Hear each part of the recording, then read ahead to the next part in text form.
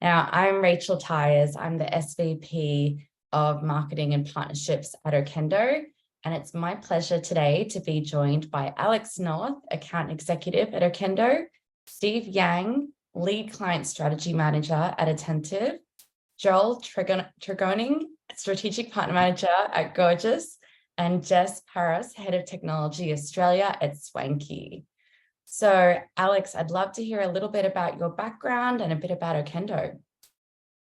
Good morning, everyone. I'm an account executive here at Okendo. For many people, I'm their first point of contact for all things customer marketing, surveys, customer feedback. So I've been with the company for 6 months now, and it's been a really exciting journey diving into this space.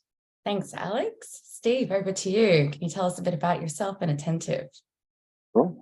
So my name is Steve Yang. I'm a lead client strategy manager here at Attentive. So after you work with our account executives, I'll be the next space that you work with on a regular basis, just looking at SMS marketing and how we can leverage our platform to help you connect with your customers, engage in conversational commerce, and also as a major part of today's theme, learn more about how people feel about your products and where the most opportunities for growth are. Thanks, Steve. Joel, over to you. Can you tell us a bit about Gorgias and yourself? Yeah, for sure. Joel Tregoning. I am a strategic partner manager at Gorgias. So I work with our wonderful partners in the agency space and the technology space. So Swanky and Okendo, to name a few. Gorgias, for those who aren't familiar, we are a customer support help desk. So we help merchants streamline communications with their customers, automate that CS process, and ultimately drive revenue and reduce costs. Thanks, Joel. And last but not least, Jess, can you tell us a bit about yourself and Swanky? Sure. Hey everyone, I'm Jess. So I'm the head of technology for our Australian office. But during my 4 years at Swanky, I have been in various roles, including part of Swanky's CRO team as both an analyst and a UX designer. So I've delved deep into CX before. At Swanky, we design and develop Shopify stores, and then we also help our merchants grow their branding through marketing and CRO services. We are located globally, so our main office is in the UK, but we also have the Australian and the France office, and then we have staff located around the world, which does mean we give 24/7 support to our merchants. Excellent. Thank you, Jess. Now, let's dive into things. Alex, what do you think are the benefits that CX or customer experience brings to an e-commerce brand?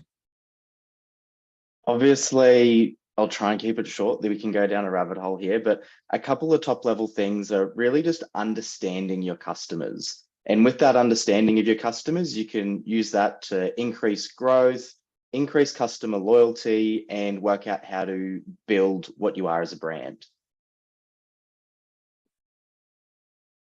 Steve, any thoughts on that? What would you add from Attentive's perspective?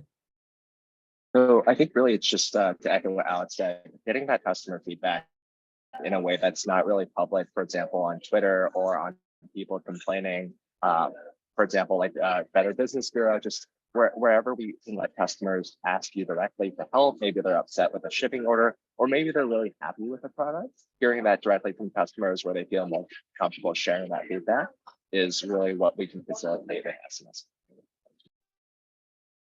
Right. Joel, what do you think? Yeah, when we talk about customer experience, I tend to take a step back and really start to define what that actually is. So I look at it this holistic sort of journey from start to finish and how your customers and prospects perceive you as a brand. So yeah, there's lots of stuff pre-purchase, there's the shopping journey, and then there's the post-purchase side of things. So we've got all these little components that make up that holistic experience.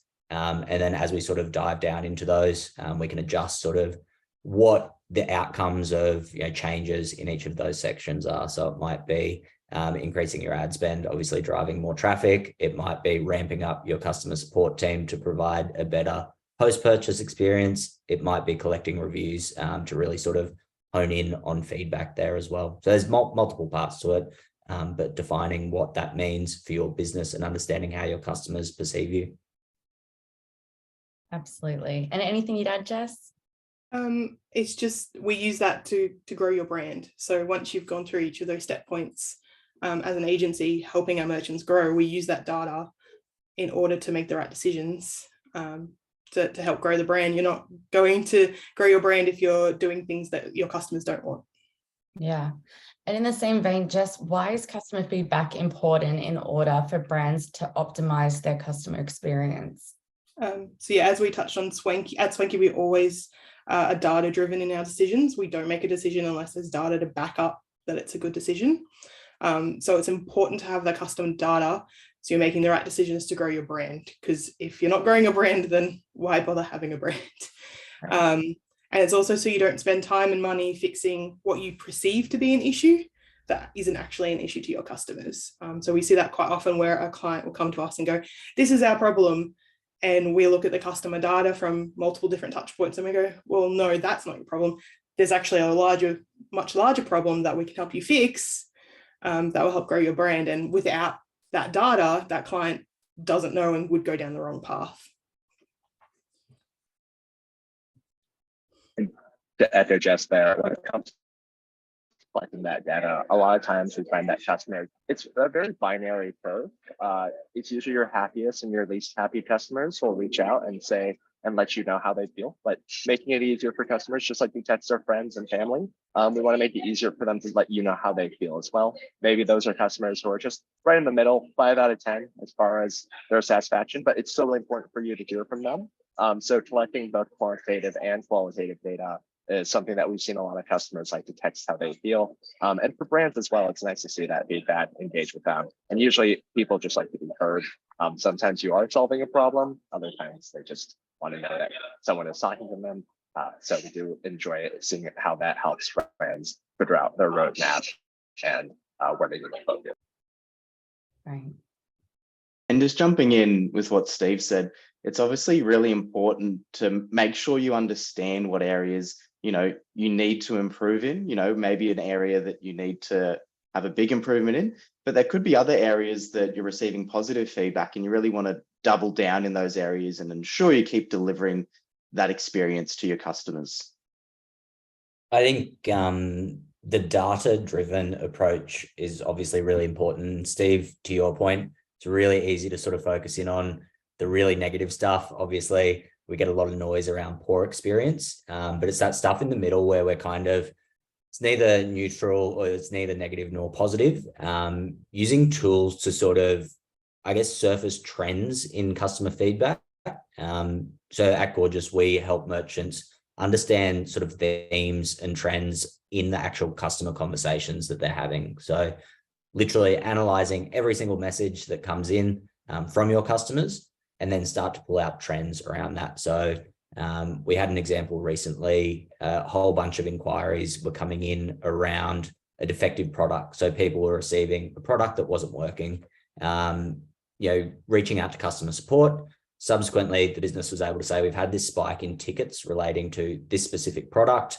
What's the issue here? So they've gone back and made like a full manufacturing change based on that customer feedback. So yeah, being able to analyze the data in a efficient sort of way and filter out the noise to actually make decisions that are going to impact the sort of end user experience is really important.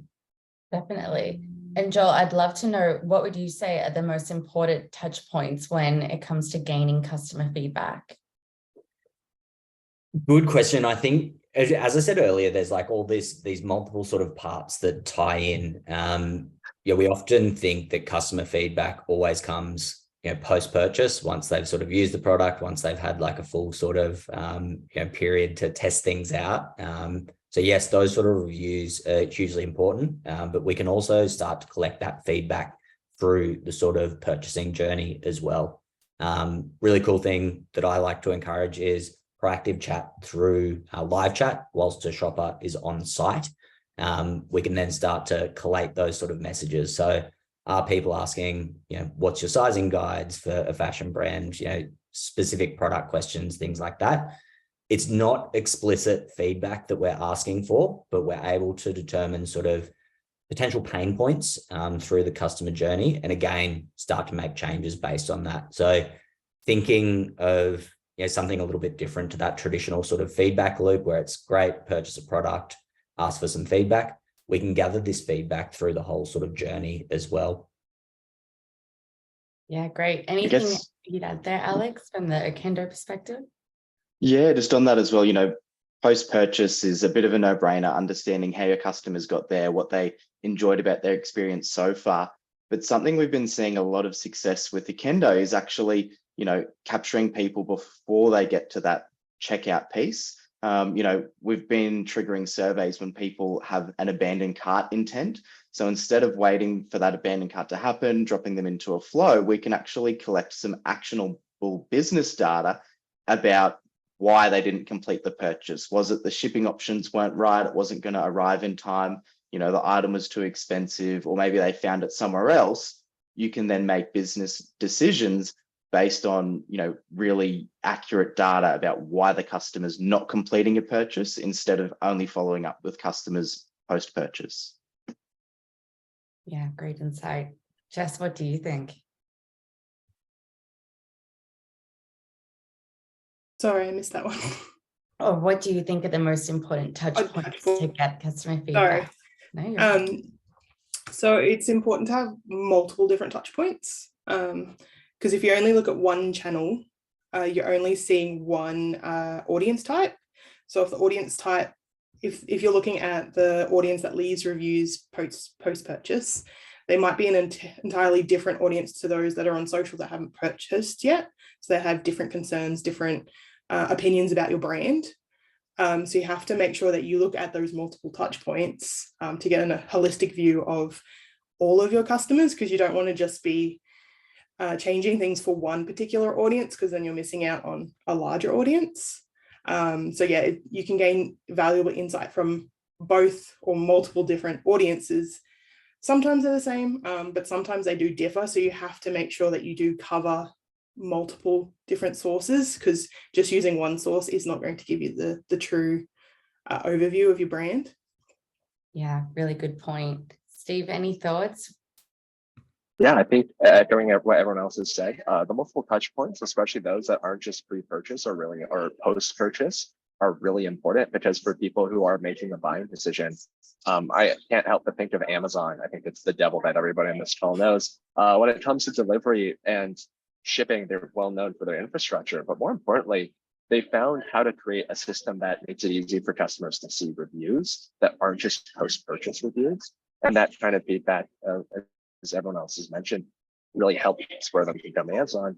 And I think customers expect to see that similar level of information and subsequently user-generated content in the form of reviews or, unboxing videos. Like the formats are truly endless. Yeah, definitely. And Steve, from your perspective, how should you use customer experience to make your brand stand out? I think when we think of customer experience, we see it as like walking into a store. When you walk in, there are sights, smells, sounds. And when you go in an e-commerce store, it would be like going to any other store, and we want to really personalize that experience. If you walked into a fancy designer store and no one paid any attention to you, that might not feel so good, and maybe you lower your own intent to purchase. Subsequently, with going into an e-commerce store, reaching out to those customers, like you went through Gorgias, through a live chat center, seeing those reviews are all ways of interfacing with customers who've been there before. If you go into a bookstore and you see, oh, this is the employee pick of the month, you're so much more likely to engage with that than you would just be, a blank shelf. So I think that kind of feedback and incorporating what your online customers should experience will bring them coming back, and will bring their friends coming back as well. Yeah, really good tip there. And Alex, how does the customer feedback influence product evolution? Where do you see that happening? Yeah, look, it can obviously be used as a market research tool, surveys. We've had one of our merchants, Feastables, actually really dive into this and really want to understand what their customers want. And they've developed, roadmaps about where their product is going based on feedback that they're collecting from their customers. So Feastables is a little snacking brand. They're asking, what kind of snacks are you going to be interested in? What other brands do you like? And as well as, I guess, all this information, it's important about targeting the right people with these questions as well. obviously we want as much feedback as possible from as many people as possible, but maybe you want to ask different questions to people who are purchasing a limited edition range compared to people who are purchasing your evergreen products.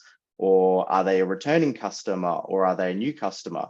These might have little changes in terms of the types of questions that you're going to ask them and how you're going to develop your product based on that feedback. Yeah, that's very insightful, actually, because that context can really add a lot of value. What are the most important surveys that a brand should be implementing to gain that feedback, Alex? Obviously, we've just touched on the market research piece. We can distribute this in many different places, but through emails and that kind of thing is generally a great way to do it, potentially through socials as well. NPS can be really important as a part of that post-purchase piece, as well as marketing attribution. We could also trigger some, other information or other surveys when we've got them or got our shoppers really engaged with us. So this might be post-review. We might want to build out a little bit more of that customer profiling piece, because at the end of the day, our customers want a personalized shopping experience, and collecting those little extra pieces of information so you can give them that experience they expect is, vital in building that brand. Definitely. And Joel, how do you sift through noise when you have an omni-channel customer experience strategy and volume is high? Yeah, I think that there's a few ways that we sort of tackle this, and Alex, you touched on it just before. Little bit of a buzz sort of word, but the AI sort of technology that's starting to roll out across the e-commerce ecosystem is really sort of enabling merchants to do this in a really quick, efficient sort of way. So I used the example before about determining that there was a product defect based on customer support inquiries. So we can use that sort of natural language processing in a million different ways. So again, literally analyzing every message that we receive from a customer. So that's through live chat, it could be emails, could be socials as well. And socials is a really sort of interesting place where if you have a big social following, you're getting a lot of engagements. Like we work with customers who are getting literally thousands of DMs or comments on their posts every day. So being able to sift through that noise is hugely important. So we can sort of say, all right, what's important here? A comment with product related questions or purchasing intent. Let's prioritize that. Let's sort of flag that. So I think the technology that's sort of rolling out very quickly is helping us sort of analyze and understand what people are wanting to do. And then obviously helping us prioritize that accordingly. Yeah, the industry is abuzz with AI chat right now, for sure. Yeah, I feel like there's not a single panel or event that goes on without dropping the AI term a few times. Yeah, totally. Now, Jess, what do you think is the best way to accumulate all of that customer feedback data and actually turn it into action for strategic initiatives? Yeah, it's a very good question. At Swanky, so when we do this for our growth clients, we do gather that information. So from like a Kendo, a Gorgias, we run surveys on site, like post and pre-purchase, and then we sort the information. And sometimes that is quite a manual task. I have done it as an analyst, sorting through masses of Excel sheets for hours on end. But we do sort, so we use an ICE scoring model. So we'll sort them based on impact, confidence, and ease. So we sort the ideas and issues that come out of those as how impactful are they on the business, how confident they're going to improve the conversion rate or AOV, and then how easy is it going to implement the change. So if it's something that's product related, that might take a while to get through QA and warehousing and merchandising, or it could be simple as changing the messaging on a homepage banner. So we're working out what the impact to the business is going to be and how easy it will be to make that change. And we give it a score, and then we go from top to bottom. What's going to be the easiest thing to impact down through to some of the more complicated ones. And we do that and then the different categories we generally do sort of like, is it a shipping product? Is it a shipping issue? Is it a product feature? Is it issues with the UX on the site? Is there somewhere they're getting stuck or they don't quite understand? So do we need to look at the UX of the site? Returns, pricing. So there's a whole bunch of different sort of sections we sort them into. One example that we have from, I think it was a few years ago now, a fashion brand of ours had really high returns and they didn't understand why so many people were returning. And we found out after surveying the customers when they made their return that they were buying 2 of the garment. They were buying it in a medium and a large because they weren't sure what size they were. So they were buying 2 and then returning the one that didn't fit. So to combat that, we helped them install an app to help with sizing. You can put in your details, click which brands that you wear, and it helped them recommend to the user what size they were, and their returns rate plummeted, which is really good for the business. So yeah, it's using that information from your customers to understand how they're using your site and yeah, reduce business cost. Yeah, that's great. And I can see, I mean, I've seen that happen a lot of times before for our clients at Okendo as well, when they're using robust reviews, collecting UGC, collecting and showcasing someone's body type and usual size and size purchase. It really helps you to align your purchase decision with someone that's got similar characteristics to you, so you're more confident in that purchase. Would you add anything there, Joel, from the Gorgias perspective? I think it ties into the idea of giving giving customers the information that they need straight off the bat. So we see roughly about 24% of all interactions with customer support, be that pre or post purchase, have some sort of self-service or automation component.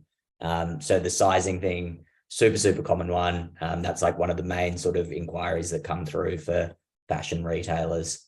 How can we start to surface relevant information to the customer so they don't have to have this sort of manual conversation? So that example of using a third-party app to really sort of provide solid sizing information, or it can be something as simple as just sort of recommending or pointing shoppers to the relevant sizing guide, things like that. So yeah, giving customers the ability to find the information they want themselves in a quick and efficient manner. We see sort of huge impacts on the bottom line for that. Yeah, that makes a ton of sense. Now, switching gears, we all love positive customer feedback, but Alex, what are some best practices for responding to negative customer feedback? Yeah, the juicy stuff. So I guess as far as best practices go, replying as quickly as possible and publicly if that's an option. So if they've left you a comment somewhere on socials or as a review or wherever it might be, responding publicly and as quickly as possible can go a long way to building that customer trust. You're not trying to hide anything, you're being open and transparent.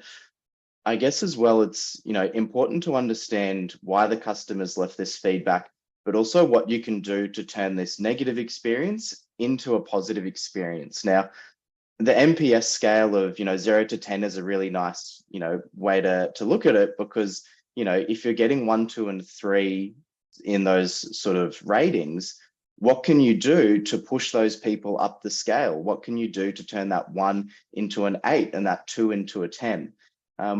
We've seen some people implement really successful campaigns where when they are collecting negative feedback, they might get sent a coupon or a store credit to try and turn that customer from a negative experience into more of a brand advocate. So that thinking about customer feedback as a sliding scale, pushing negative people up and making sure positive people stay positive is really important.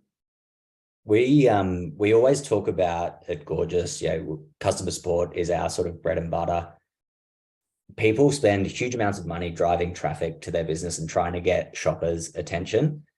At the customer support process, so when people are asking questions, similar to yourselves at Okendo, when people are leaving reviews or providing that sort of feedback, we have their attention. They're reaching out to us. So let's make those sort of engagements as meaningful as possible.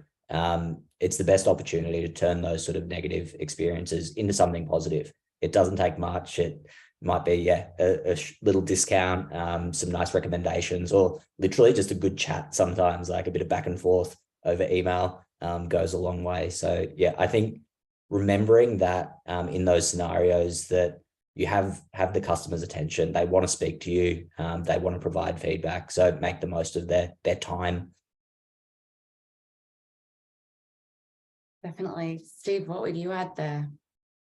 Just going off of Joel's point, I was thinking, retail therapy sometimes just involves a little bit of therapy before they get to the retail part. And a lot of times customers just want to feel heard, right? I can't think back to the last time I've left a review on a restaurant, but I know which ones my favorite restaurants are, and I don't read the reviews for those. But if I'm out in a new city, then I'm always reading those reviews. And it's a big part of it. Like, seeing a 5-star restaurant is actually kind of suspicious, especially one with low reviews. I want to know, like, what are the good, what are the bad, and that lets me decide for myself. Like, if, for example, I'm a vegetarian and they're complaining about the meat dishes, that's maybe not, going to impact me. And more importantly, I always use the restaurant example. Negative feedback is not a bad thing. It lets us, you as a brand, know like where to pivot and where to redirect your attention. Maybe sometimes the new chef you hired isn't cutting it, or maybe it's just a new supply.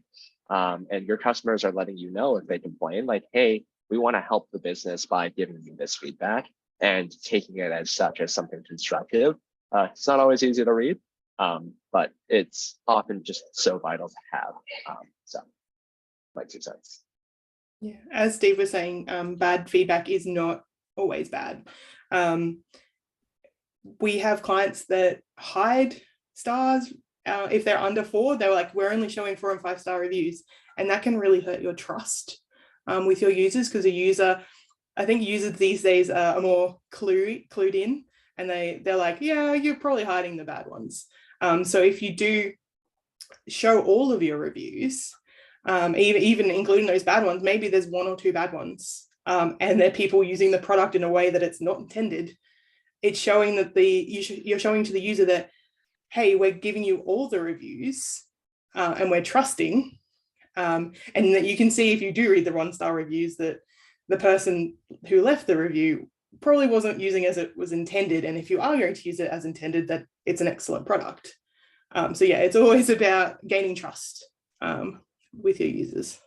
Yeah, I couldn't agree more. Authenticity is key, and actually conversions spike between 4.2 and 4.7 aggregate star ratings. So you definitely don't want to be all 5-star reviews. And then on Alex's point, if you're responding to those negative reviews publicly and showing that you provide great customer service, you're going to find that other new shoppers are more likely to purchase from you as well, because they see that.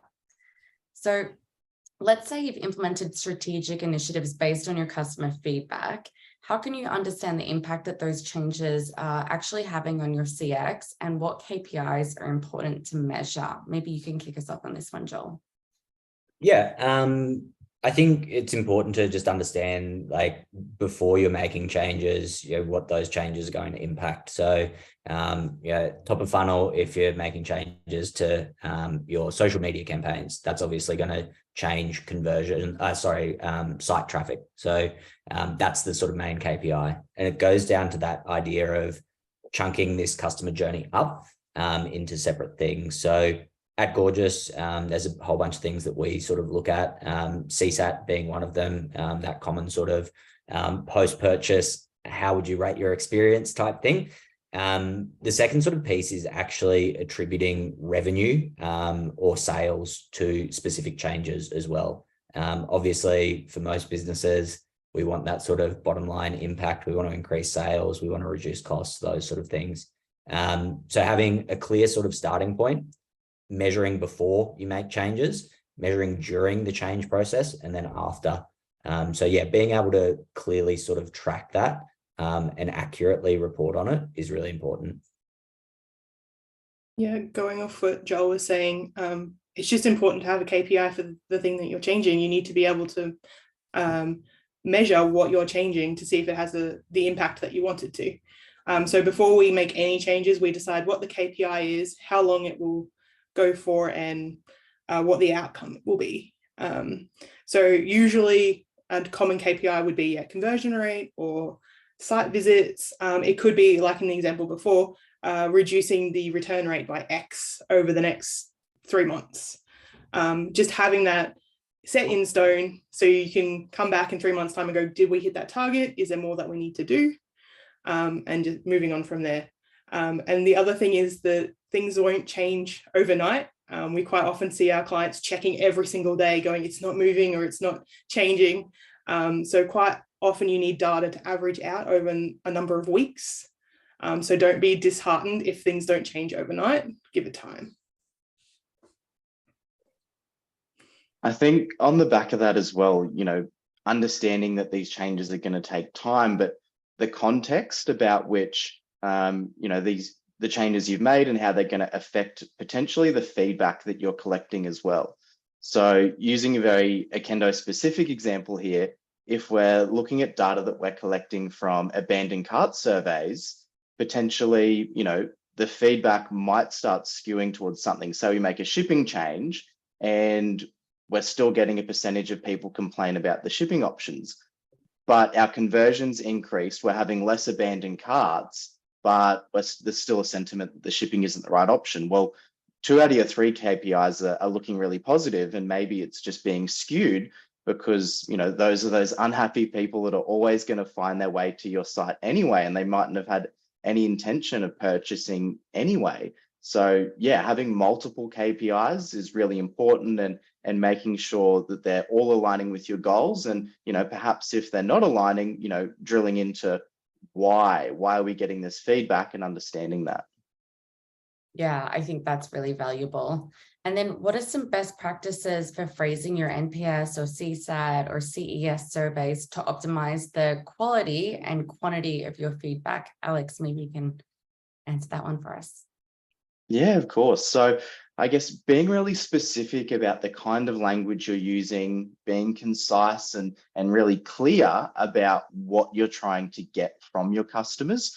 I guess as well, you could use a combination of closed questions and open-ended questions. Obviously, those closed questions are really great for validating, I guess, data specifically, and open-ended questions provide, you know, that feedback allow your shoppers to provide more in-depth feedback that they can't answer in a yes, no, or 1 to 10 style question. Yeah, Jess, do you have any thoughts on that? Yeah, going off what Alex was saying, it's good to use a combination of different ways to ask for feedback. So yeah, between rating systems, tick boxes and text boxes where they can write full paragraphs if they so want to. But I think the really most important thing is, yeah, giving them options, but don't make things mandatory where you don't have to. Quite often people will be quite happy to sit there and tick stars or check boxes, but if you ask them to write a sentence, they're like, nah, and they'll exit the flow, and you won't get any, like you won't get the rest of the feedback. You've lost their interest. But in allowing them to skip that and continue on, you'll get more feedback that's valuable, and you won't lose them. But then you're also those users that do want to give you a lot of text, they have that opportunity. So it's sort of catering for multiple different user types. Because yeah, we don't want them to exit the survey before they finish it. Yes, that's really good advice. I would definitely agree with that one, Jess. Now, Joel, with all of the new channels and touch points such as Instagram Reels and TikTok, how do you see customer experience evolving? I think when we talk about this sort of stuff, obviously TikTok, especially, like really new sort of channel for merchants. Social commerce is increasing. So actually being able to purchase through these social channels, TikTok runs this in multiple regions already, and looking to roll that out sort of globally. So these sort of channels, it's a place to be seen. So get your brand out there in front of huge audiences. But then the question is sort of how do you manage any sort of feedback, conversations, inquiries that come through these channels? So for us, it ties into that sort of AI and automation piece again. So really understanding who it is that's engaging with you. So who your followers are, you know, how they've shopped with you or interacted with you in the past, what sort of other brands or accounts are they sort of following. So the who, then we can use that data to say, great, let's prioritize these high value customers. Let's sort of rank them in a way to say there's some real solid sort of potential here with this follower. Let's make sure that we're getting back to their inquiries quickly. Let's make sure that we're responding to any comments that they're leaving. If they're sending us DMs, we can sort of bump them to the top of the list. Same goes, you know, through the Instagram side of things as well. That idea of one-to-one personal communication between a brand and a customer is hugely, hugely important. So the idea of like a simple interaction on an Instagram comment, so liking someone's comment, or, you know, a quick response saying, you know, thanks for your comment, love it, something like that. It's this engagement piece. So we're starting this two-way conversation really, really early in the customer journey. So it may be a prospect, they may just be following you because they like the content that you're putting out. But by starting that sort of one-to-one relationship and having these conversations, we're starting to build this advocacy and trust before these people have even considered sort of purchasing. So yeah, I think these social channels, obviously, yeah, massive, massive opportunity. They're changing very quickly, but I think it's important to sort of keep on top of them, and we can use technology to do that. Yeah, it's super exciting. Like, I guess when we consider surveys and NPS and CX as a whole, we need to remember that, you know, there's so many different touch points that we're having with, you know, our shoppers before they get to that purchase experience. And, you know, being able to, again, just reiterating what Joel said, provide one-on-one communication and build them up to be a brand advocate, so that by the time they're on your website, by the time they make their first purchase, they're already a brand advocate. You know, they're not 2, 3, 4 purchases away from, you know, the best experience of their life. You've built them up so that that first purchase is everything that they could have imagined. So yeah, that whole idea of, you know, every touch point being really important is so valuable. I think something else, like all these points are really great. I think something else to consider is what type of product your brand is actually selling. Because if it's a product that is sort of an impulse buy, those Instagram, TikTok, those type of platforms are really great for that. But if you have a product that has more of a consideration to it, it's a bit more expensive, they want to do a bit more research, you want to be sort of checking channels like YouTube, where people have bought your product and then done a really in-depth review on it out of their own interest for it. And stuff like where people write whole blog posts about a product they've bought just to give other people more information. It's checking those type of channels as well. You don't want to wait for the feedback to come to you. You want to go out and look for it as well. Because yeah, you might find something that's either really, really great about your brand that you can then tell everyone else about, or you can find something that's bad that you need to fix and you wouldn't have known otherwise. Just, I think on that, well, the sort of community aspect, and like you're 100% spot on in terms of, you know, this is industry specific, product specific. I was chatting with a colleague the other day. He's right into cycling. He's become very cultish about it.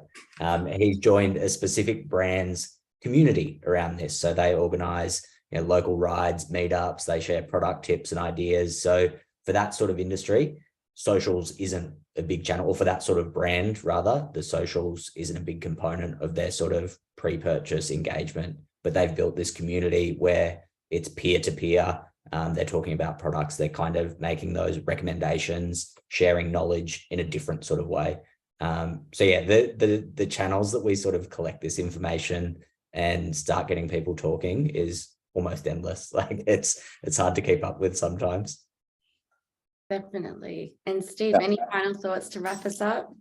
I think when it comes to talking Instagram Reels, it really is feast or famine. A lot of times, you know, there may be no useful information that you're getting from customers. Maybe they're just telling jokes, or you're just putting posts out into the void. But I've had a few clients since, and the impact has just been monumental. It's many multiples of what we do on an average day in terms of revenue and purchases. And so it is always really important to focus on those channels. And I think more importantly, right, it is, I think as everyone else has echoed, it's ultimately a trust building exercise. people will buy from those who they trust. It's why referrals are so important. User-generated content, like just mentioned, with YouTube videos. It's people who are trading breadth of like, I'm going to review 100 Yelp restaurants at once, for someone who's like, I really want to do a deep dive on a specific restaurant or product. And in order to like really engage with that, it's so much more impactful because the ones who care really care, and they're going to seek out those reviews. And I think every platform that, you know, lovely attendees are looking at today are about helping you engage not just across depth, but also across breadth, and making sure that you get the rest of it. Excellent. Thank you, Steve. And thank you to each of our panelists for sharing their knowledge and valuable insights with us today. Thank you to everyone that joined the panel. And we will be sending out a recording of this webinar within the next 24 hours. Also, if you have any final questions, feel free to reach out to any of the panelists on LinkedIn or to us at Okendo, and we will be happy to connect you. But thanks again, and everyone have a great rest of your Thursday or Wednesday, depending where you're joining us from.